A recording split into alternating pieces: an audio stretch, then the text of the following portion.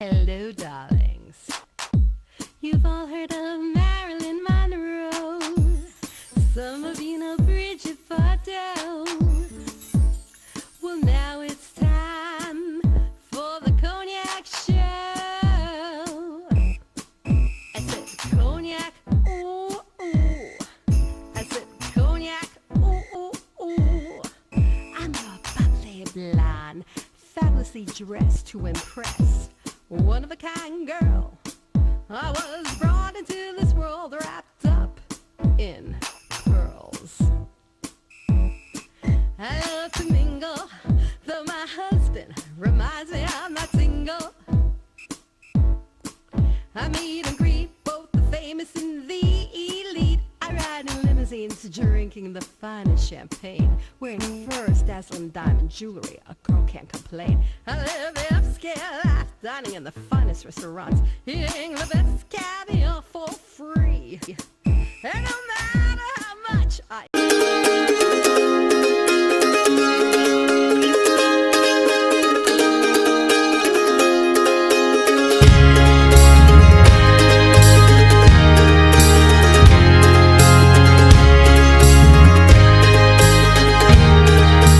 Welcome back, darlings. I'm Cognac Wellerlane, and I am here at the Neuroendocrine.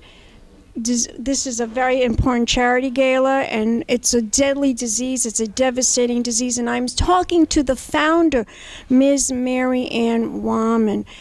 MARYANN, now this is your 14th annual gala. How impressive for you to be doing it 14 years. I'm sure you've accomplished a lot in the last year. Tell my audience what we can expect tonight at this event.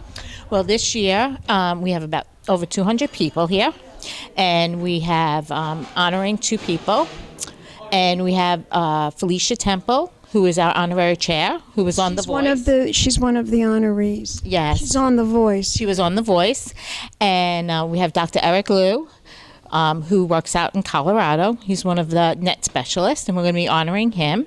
And we're going to have a lot of fun. We're going to have some dancing and eating and some photo booth and hopefully raise some money. A lot of money. We want to raise a lot of money. We want to surpass what you have accomplished from the year before. Yes. Now, tell my audience, for anyone out there that has not seen prior videos and prior interviews that I have done with you, explain to my audience about this disease. Okay, so neuroendocrine is an umbrella for different types of tumors. One of the tumors is carcinoid, which I was diagnosed with in 2001 after being misdiagnosed for 7 years. So we started this foundation, and we started to bring awareness and education to both physicians, caregivers, and patients. And we have a hotline that we do 365 days a year that is answered by myself and my husband, because I don't want patients to have to go through what I did. And it's often misdiagnosed. It's diagnosed as irritable bowel, Crohn's disease, ulcerative colitis, asthma. All these other terrible ailments, but that's not what it is. Right. And 90% of us are misdiagnosed for 5 to 7 years, and that's totally unacceptable. And things have improved quite a bit in the last few years, and we're getting new drugs approved every day. So hopefully patients will be able to live longer lives. We have survivors for 20, 30 years now.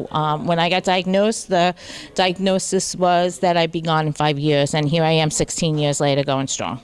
Were you terrified when they told you that you had this disease? Actually, most people would think I was crazy, but I was actually relieved. I had been searching for 7 years prior, and I was told I had everything else under the sun, and that I needed a marriage counselor, I needed a psychiatrist, and that there was nothing wrong with me. It was just irritable bowel, and I had to deal with it. And I was going to the bathroom 20, 30 times a day and bleeding from the rectum. That's one of the symptoms. That's one of the symptoms. Tell my audience what the symptoms are. So the symptoms vary from person to person. You can have severe diarrhea. Some people have constipation. Constipation, it's like one extreme to the other. Yeah, each person is so different, and that's why we use the zebra as our logo, because no two zebras have the same stripes. No two NET patients are exactly the same. So it can go either way. You can have low blood pressure, you can have high blood pressure. It fluctuates. Heart palpitations, flushing. A lot of women are diagnosed with flushing for menopause, but actually there's a flushing that comes with carcinoid syndrome that is a dry flush and not a wet flush like menopause. And so a lot of doctors will just say to to women going through menopause, oh, it's just menopause, don't worry about it, when it's actually this disease. God. Do you feel fatigued? Do you feel tired all the time? I do feel tired, but I'm on controlled medication. I'm not cured. I'm stable, and I believe this foundation keeps me going. We have a very active schedule. We do about 20 events a year. We've done 4 conferences this year across the country. We did in Kentucky, Iowa, New York. We did it in Seattle. So we've been traveling all over the country, and I rest when I need to, and I do what I have to. You rest and then you perk up. You gotta keep going. You have to keep going, darling. That's what my doctor. I went to my doctor yesterday, and she says, Cognac, you just got to keep doing what you're doing. You're doing a great job. You love what you do. You love interviewing people, and you're charitable with all these wonderful organizations. And just keep doing what you're doing, and you'll live a long time, and you'll be young forever. I believe that's true. I believe that's why I'm here. Is because I do. I keep very active. Right. I know a woman, she also heads up a wonderful, she does a whole thing with the film festival. It's a horror film festival, McCall Film Festival. She's very ill. She's got cancer, this poor lady. But she's living with it. She's surviving with it. And I think it's because she is passionate about what she's doing, like you are. That's true. I really do. I believe that, you have a choice in life. You could lay down and let it take over your life, or you can go out and fight it. And that's what I chose to do. I chose to fight it. And I don't fight it for myself. I fight it for myself, my family. My daughter also has it. And I fight for the future generations because... Is it genetic? It's not supposed to be genetic. There are some familial patients, but there's a lot of patients out there that need help, and we help thousands and thousands of patients a year, and it's getting diagnosed a lot faster than it used to be. Now, tell me about this young lady from The Voice. Why is she receiving this award? Well, Felicia was on The Voice. She was one of the top 15. She's a nurse in New Jersey, and she's also a carcinoid patient. And how did you find out about that she had this disease? She actually came out on The Voice and said it, that she had this disease. And so I got to go. So we have to reach out to this lady, and right? We reached out to her, and she has been going around and working with some of the pharmaceutical companies out promoting the disease and getting the word out. And we give her a lot of credit because unfortunately there were a lot of other people that were diagnosed that were famous with this disease, and they chose not to speak up about it. I think you told me Audrey Hepburn. Audrey Hepburn had it in the appendix. Steve Jobs had it in the pancreas. Everyone thought it was like cancer, yeah. But it wasn't. It was neuroendocrine of the pancreas. Dave Thomas from Wendy's passed away of this. So there's a lot of people out there that didn't step up, and we're grateful for Felicia to step up and say, yes, I have this disease and I want to help. How marvelous that she came out and told everyone and informed everyone, and how wonderful that she's giving her support. I want you now to tell my audience where we can go to learn more information, how we can contribute, how we can support, how we can donate. What is the website? Okay, so our website is netcancerawareness.org. So it's netcancerAwareness.org. Before we go, I just want to know, has anything happened in the past year, any accomplishment that is bringing us further to a cure? Yeah, actually, we've had some drugs approved, and we've had a new test approved this year, and we're looking at in January have a new treatment that had been available in Europe for over 20 years, and it will be approved here in the U.S. So there's a lot of hope going on. There's a lot of good things going on. MARYANN, this is the best news I've heard all day. We appreciate you coming out every One year. more time, the website. One more time. netcancerawareness.org. Beautiful. Thank you. Don't go away yet. We'll be back in a moment, darlings. More interviews coming up. Keep watching. Pink Champagne Kisses.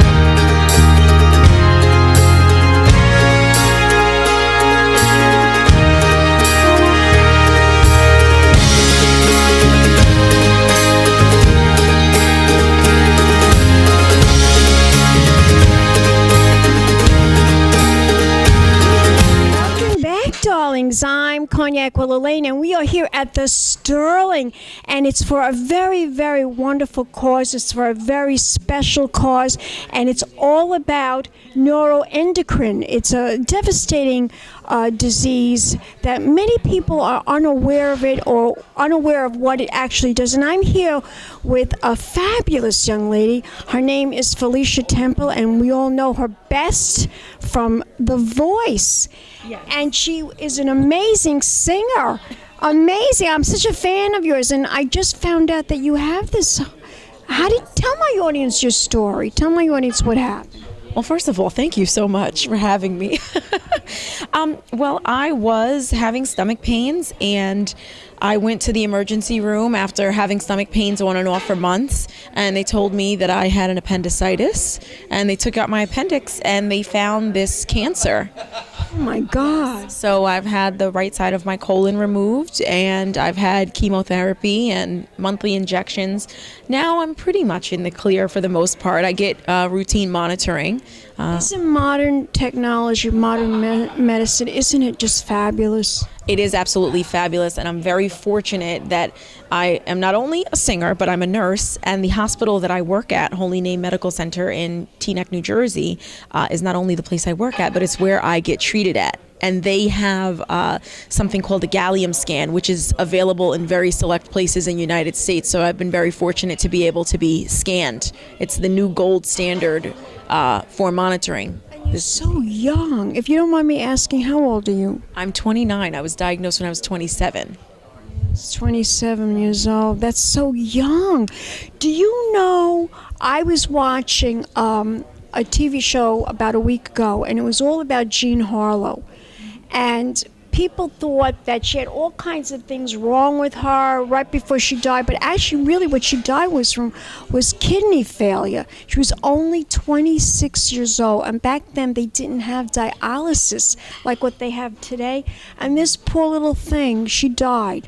She died of kidney failure. But today, with the modern technology that we have, that would not have happened, you know? And here this beautiful actress, of course, you know, she's like one of my idols. She's platinum blonde. She was before Lady Gaga, before Madonna, before Marilyn Monroe was Jean Harlow. She was the ultimate platinum blonde. That is true. Yes. That is true. And this poor thing had this disease. So this is why there's no reason why anyone should suffer with any disease, because they should go get themselves checked out. And you are not satisfied when the doctor told you that, but actually that they found what was really wrong with you. Yes. So when I went to the emergency room initially, they did not want to do a CAT scan on me.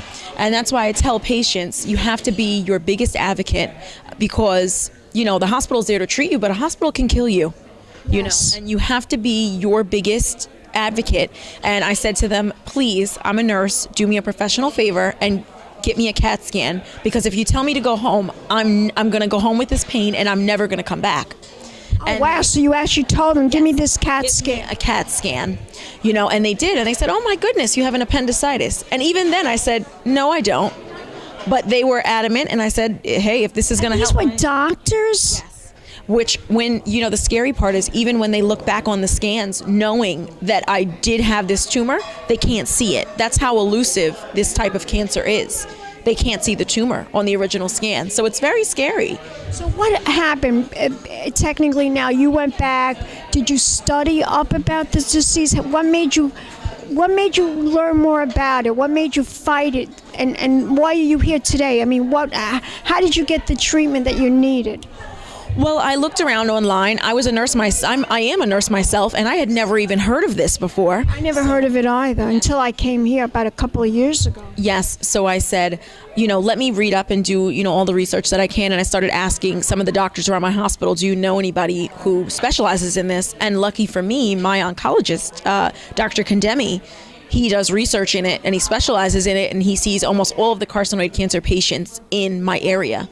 And I went to see him after two surgeons told me there was no treatment for this. And he said, oh no, there's treatment. So you can only imagine how much misinformation is out there for These are doctors telling people two this. very well-respected surgeons telling me, oh, this is just like a baby cancer. It's no big deal. We're just going to cut out this piece of colon and that's it. There's no treatment for this.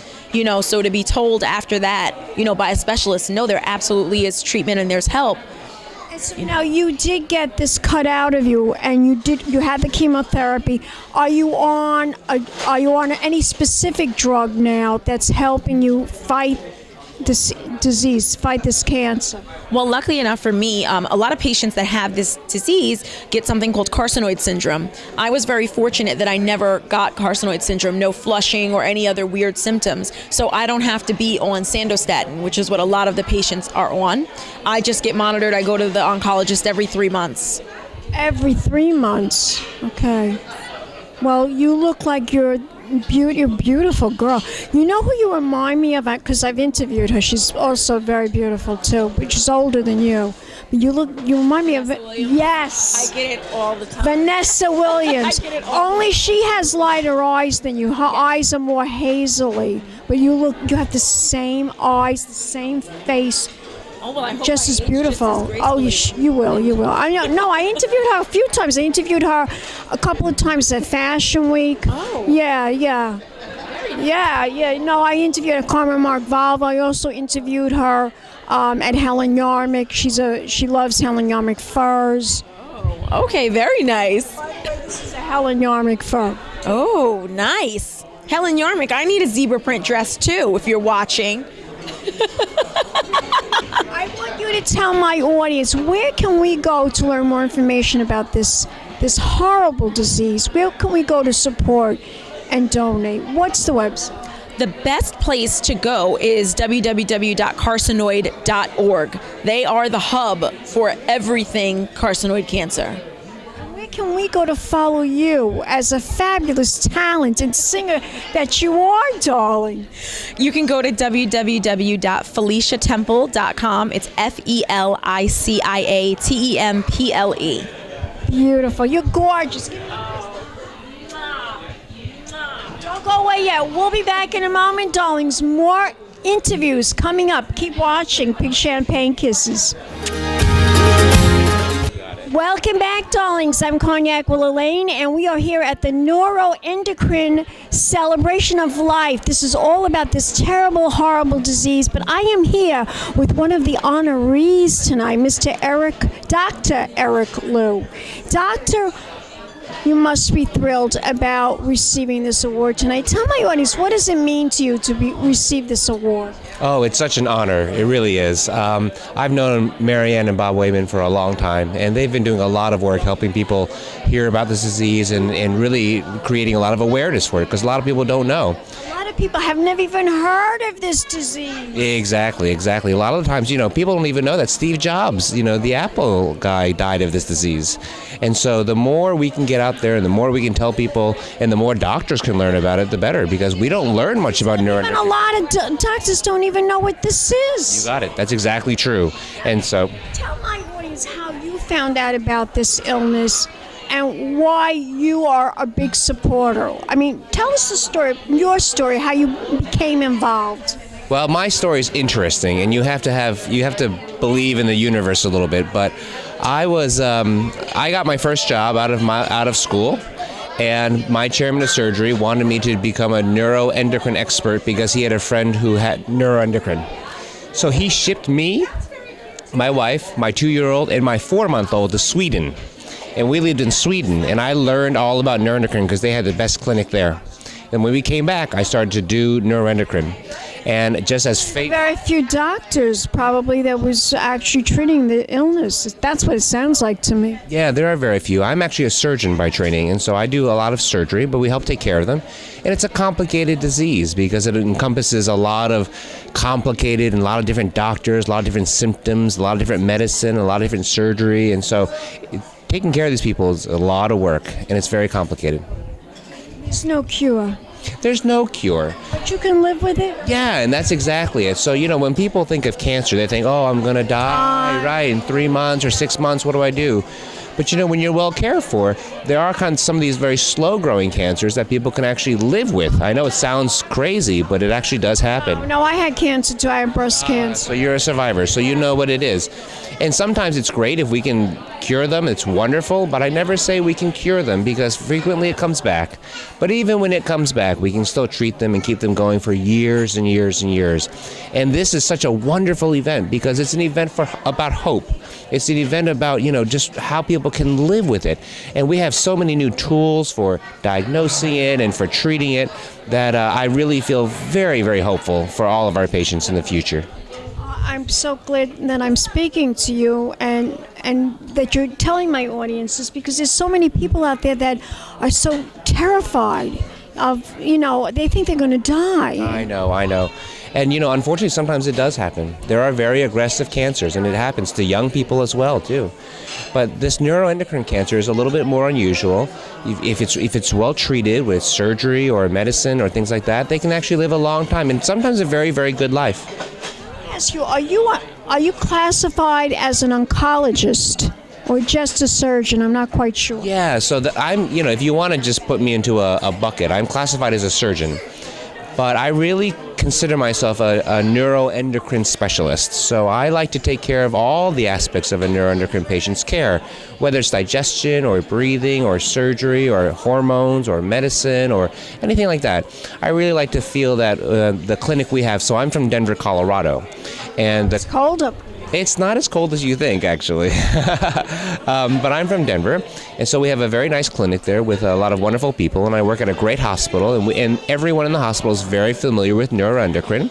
And so we really wanted to build a home where people can feel comfortable coming out there, knowing that everyone is aware of their disease, and not this mystery disease every time they go to the doctor's office.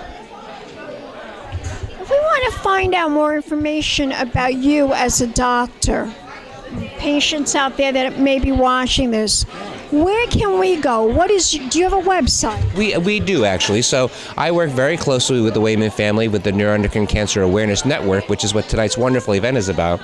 But I actually started a foundation of my own, which works very closely with NCAN. It's called the Healing Net Foundation. And the Healing Net Foundation is a foundation, and our mission is to really educate physicians and help navigate so that the patients can find the right team and the right care at the right time. So you can come to our website, www.thehealingnet.org. That's HEALINGNET.org. It's THEHEALING.org, NET.org. Or people can Facebook me. I love Facebook, and so you can Facebook Dr. Eric Liu. Spell it. It's ERICLIU. Well, you are a delight to interview. Congratulations on receiving this fabulous award tonight. Give me a kiss. Thanks. There we go. It's go. European. And we'll be back in a moment. Don't go away. We'll be back in a moment with more interviews coming up. Keep watching, darlings. Pink champagne kisses. Hello, darlings. You've all heard of Marilyn Monroe. Some of you know Bridget Fordell.